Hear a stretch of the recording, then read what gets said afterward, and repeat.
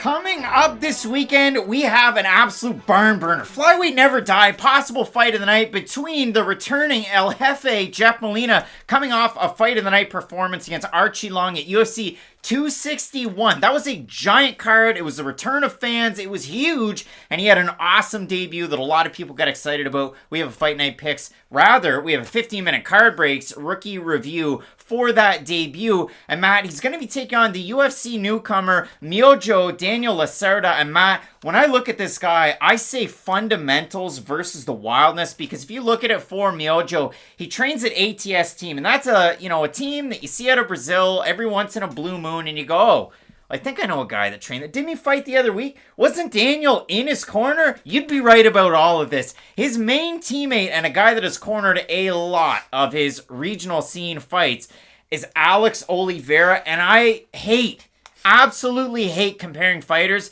Daniel Lacerda fights just like Alex Oliveira, and it is so much fun to watch. He opens up in southpaw, and then he'll whip out a couple of kicks, and it's not like, oh, I'm having fun, I'll throw a couple of leg kicks, then we'll switch over, and I'm an orthodox fighter. No. This guy has kicks from the left, he has kicks from the right. I think he's almost a better boxer when he fights orthodox, but he has an absolute fun style, and when this fight goes to the mat, and I know that it's going to go to the mat, Lacerda's one of those guys that might take a little bit too much time with his back on the mat, but he is very active and always fishing for submissions. That's why I think this fight is going to be so much fun. This fight's going to be insane. If you watch Jeff Molina's UFC debut, watch it again. Just do it. It was that good. I highly recommend it, because I gotta be honest, I sort of forgot about it. Went back, rewatched it in preparation for these videos. I completely forgot he almost got flatlined in the last 5 seconds of the fight, and I feel like that needs to be said right now, because for as good as Jeff Molina looked in that fight, and he looked great, he drops Archie Lang, he throws this crazy amount of volume, everything is pretty much a picture-perfect UFC debut.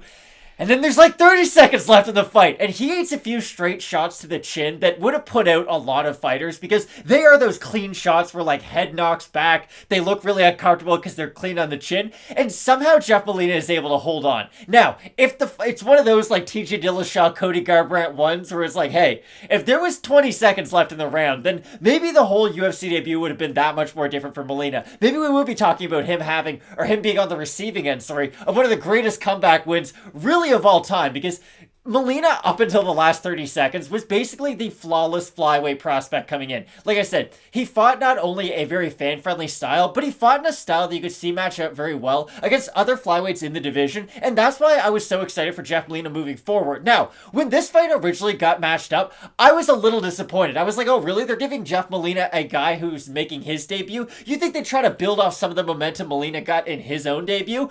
But I gotta be honest, I'm so excited for this fight. I think it'll be phenomenal. Let's throw it on back to our 15-minute card breaks rookie review. If you haven't checked out our second channel, link down below in the description. But let's keep that excitement going about Jeff Molina. Now we're going to tell you about his opponent coming up this weekend. Taking on a really, really dynamic fighter in Jeff Molina, and you can laugh and snicker all you want over on the Instagrams. This was a guy last year that won a couple of awards with his gym, Glory MMA and Fitness. He was the best teammate, he was the most improved fighter, and he really put it on at the end of last year. And I mean, you look at it, he gets the win over Jacob Silva in Contender Series back in August. It was a decision win, and normally decision winners, do you end up in the UFC? Dana White was really impressed with him. Molina said after the fight, he was walking around, he's like, listen, I broke my foot in the first round. It is what it is. It was a really, really good win for him. But apart from that, this guy's an absolute finisher. You look at him too. I mean, he started his career off 1-2, and since then, he's won every single fight impressively, even in that decision. Very young fighter coming into this one at 23, almost 24. Matt, I absolutely love the fight. I think stylistically, this is a great one. A very exciting fight at 125 pounds. I can't wait to get your thoughts. I know we both love the flyweight division, and I think the thing that I love most about the flyweight division is the fact that really only 1 or 2 wins can get you into that top 15. And I do think we're dealing with 2 very exciting young prospects who do have a chance to get into that top 15. Now, I'm not saying win this fight and then you're ready for Brandon Moreno or anything, but just this division is so talent stacked that really anyone in the division could beat anyone in the division, regardless of ranking next to their names, and that's why it's so exciting. You had mentioned a little bit about Jeff Molina and just how well-rounded undefeated he is at such a young age. And the great thing about Molina is he fights like a fighter who is much older than he already is. We talk a lot about, oh, well, this fighter, we like a lot of things about their game, but oh, if they could just get it all together, they could just get it all together. Well, at the age of only 23, Jeff Molina doesn't have everything together, of course. He is still a very young fighter, but he fights with the maturity of someone who has had more than just 10 professional fights to their names. One thing I really like about Molina, we were kind of joking about it, I compared him to Zion Williamson, because one thing I really like about Zion is that when he shoots the ball, if he thinks he's going to miss it, he's already got that second jump ready to go up for the rebound. The thing I really like about Molina and his kicking game, to be more specific, is the fact that Molina, he'll throw a kick, and even if you do block it, I think about Israel a little bit, where Israel all of a sudden throws the right kick, and as he's bringing the leg down, he throws the right hand. But with Molina, as he's throwing the kick, when he's bringing that down, he's already got another kick ready to be chambered and go right back in. And this is a really neat thing to see from a prospect, because normally you don't see those same side attacks from guys so early in their career. Really, you don't even see it from guys who are into their 30s, who are ranked. So it's just a really nice wrinkle to see out of a guy who is so young in a division that's just so exciting. So for Miojo Daniel Lacerda, this is a guy, again, he brings that wildness into the cage from ATS team, and I kind of wanted to write it down and give him a little bit of credit, especially the people that are around him. I mentioned Cowboy Oliveira. Felipe Zarcana is another guy, and Andre Tadao, who you might recognize off of regional scenes, some bigger fights that he had, but a main coach over there. I just wanted to throw this one at you, Matt, because I found this absolutely insane. Every single fight has ended for Lacerda in the first round, except for one fight in 2018. He knocked out Severino in the second round. His only loss, he injured his arm, his shoulder in that one. So, you know, you kind of look at it 4-1 on the come up, but this is a guy that is so dynamic. I think he's going to be a prospect that's not just going to be a flash in the pan. I think you're going to see him around in the UFC's flyweight division for a really long time. Oh, I agree 100%, but this is actually a tricky matchup for him. I would be really excited for him coming into the UFC. Let's say if he was fighting, I don't know, pick any aging flyweight that you want who might have like one fight left on their deal. You know what I mean? That classic Tim Elliott. No, maybe not Tim Elliott, because Tim Elliott I feel like still has a little bit of tread left on the tires, but you get the idea. Just somebody on their way out. I feel like Lacerda would have one of those debuts, similar to like Terrence McKinney, where it's like, wow, quick finish and we're off to the races. This is going to be a really interesting debut for Lacerda because he's going to have to fight with a crazy level of output in this fight, and that's not something that people making their debut are ever really asked to do. In your UFC debut, ideally, you kind of want to ease into it. You want to ease into that first round, get the jitters over with, understand that, hey, I can eat these shots, I can deal with the bright lights, and then we'll move forward in the second and third round. But when you're fighting a guy like Jeff Molina, it's really hard to get your rhythm down and get your timing down. You're sort of learning on the fly because of all the chaos, and that's why I think this is an oddly tricky debut for Lacerda, even though, let's say he was fighting, I really can't think of any old flyweights. Davey Grant, I guess, is a bantamweight, but he's a giant bantamweight. He's a giant bantamweight, too. I'm not thinking of very great examples, but still. Jerome Rivera. They're a great one. If he was fighting Jerome Rivera, I think it would probably finish him, and we'd all be talking about Daniel Lacerda like, wow, he's going to be in the top 15 soon.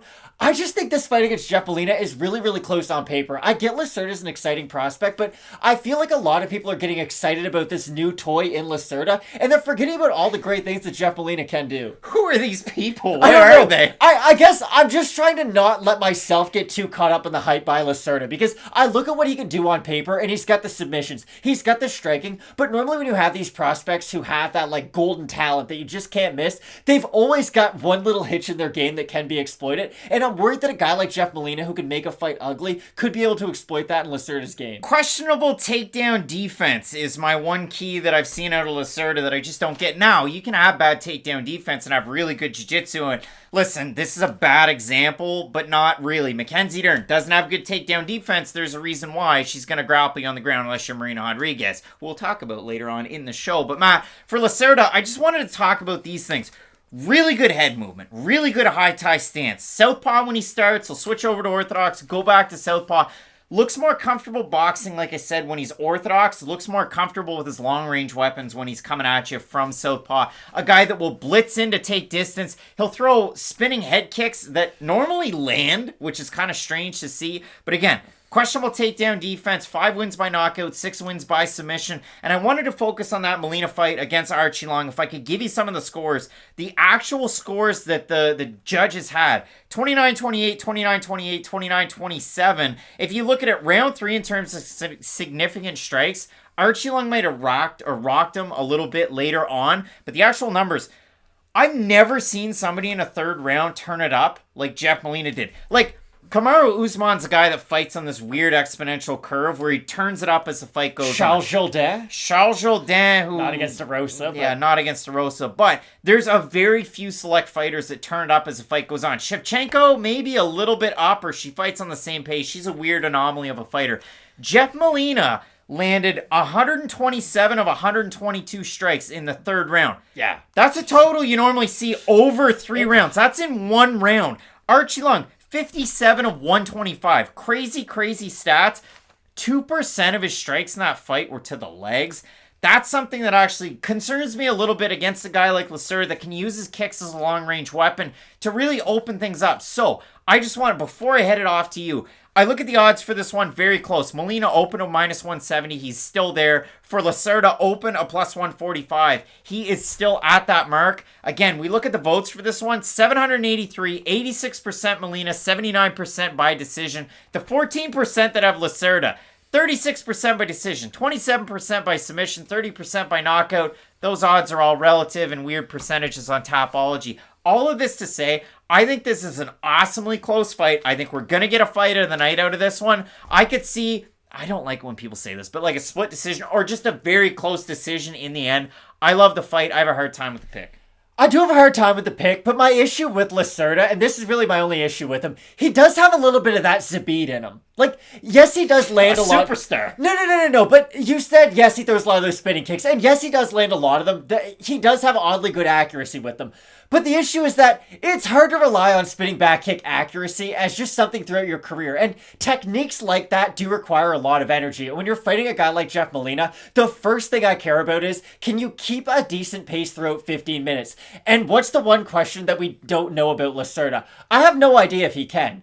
Because he's been able to finish guys so quick, which is a great benefit. But this is a question we have about a lot of heavyweights too. How many heavyweights do we have where it's like, hey, all of his wins are by first round knockout? Shane Carwin. What happens after the first round? Shane Carwin. It doesn't look great. Now, I don't think Lacerda's going to have that problem. He's a flyweight. He's not a heavyweight. But you can see where my hesitation is with picking him. I think he has great talent, and I do think that he could get a finish in this fight. It's just hard for me to pick against Jeff Molina because I love the work rate of Molina, and I don't think he's terrible defensively. I know the hands came down a little bit at the end of the Archie Lang fight, but like you said, he threw an absurd amount of volume throughout that fight, so it's just going to happen. You're going to tire. When I look at it for Lacerda, he was off for a very long time. I chalked that one up a little bit to the pandemic, just the way that things have shaken out in terms of regional MMA. There was also a couple of fights that he had that were shuffled around, one due to injury. So 2020, 2021, a little bit of a weird look. Big win for Lacerda against Rodrigo Sarafian back 2 months and 2 weeks ago. You go back and watch that fight. That's where that questionable takedown defense comes into effect. But a very dynamic fighter nonetheless. I opened this video up by saying it's technique versus the wildness. And for me, I like the technique in this fight. Hopefully, the fact that that rookie review helped you out a little bit to get an insight into Molina. I think he's a guy that wouldn't squander the 50K bonus that he was able to get at 261. Was that 75K bonuses that night? I think it was. They deserved it, though. Like, that fight was so good. Go back and watch that fight. Fighters deserve less money, Matt. We're one of those. No, I'm just kidding. He deserves all the money he's earned and more. But, Matt, when I look at this fight, I like Molina ever so slightly, but I can't wait to hear from everybody down below in the comments section. Sorry. No, I said Molina. Okay. It made you... Okay. It sounded like Lacerda right up until you said Molina. It's Molina all day. I have Molina in this fight. I see this as a very, very close one, but I want to hear from everybody down below in the comments section because this should be an absolutely insane fight, and hopefully I've hyped it up a little bit. I'm sure these two guys will. They're going to mean mug on the week, and then on the weekend, we get a chance to look back at it with question mark kicks, but both of us right now going with Jeff Molina, El Jefe, to get the win. Matt, big time card coming up. Huge main event with Costa and Vettori. So keep locked in with Fight Night Picks, as we always say. Let's get into it.